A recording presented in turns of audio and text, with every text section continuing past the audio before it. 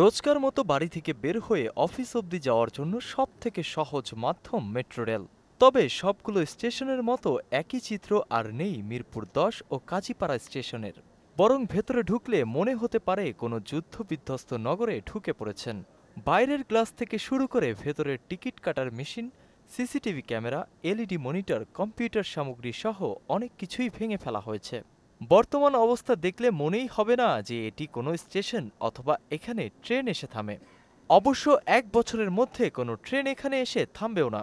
ক্ষয়ক্ষতির পরিমাণ এতই যে চাইলেই মুহূর্তের মধ্যেই ঠিক করা যাবে না মেট্রো স্টেশন দুটি। সরকারি চাকরিতে কোটা বিরোধী আন্দোলনের মধ্যে ভিন্ন একটি পক্ষ গত শুক্রবার বিকেলে মিরপুর ১০ ও কাজীপাড়ার মেট্রো স্টেশনে তাণ্ডব চালায়। ভাঙচুরের সময় বাদ যায়নি একটিও সরকারি সম্পদ। আন্দোলনের ছত্রছায়ায় এর সুবিধাভোগীর হাতে লুট করা হয় অনেক মূল্যবান সম্পদও। সপ্তাহের প্রথম দিন শনিবার থেকে ৫ দিন ধরেই বন্ধ রয়েছে metro rail. Dhaka mass transit company লিমিটেডের ব্যবস্থাপনা পরিচালক MAN সিদ্দিক বলেন, স্টেশনে ঢুকে দুর্বৃত্তরা সবকিছুতেই আঘাত করেছে। প্রয়োজনীয় সবকিছু নষ্ট করে দেওয়া হয়েছে। সবকিছু ঠিক করতে ১ বছর বা তার বেশি সময় লাগতে পারে, কারণ এগুলো অর্ডার দিয়ে তৈরি করে নিতে হয়।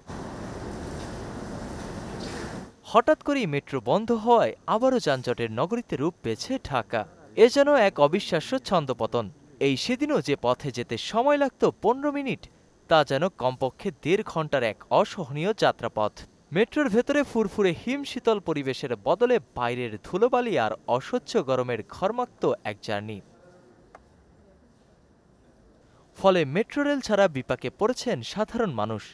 চাইলে ঢাকার এক পাশ থেকে আরেক পাশে মুহূর্তের মধ্যেই ছুটে যেতে পারছেন না তারা, যার ফলে পরিবর্তন আনতে হচ্ছে কয়েক লাখ মানুষের দিন যাপনের রুটিনে।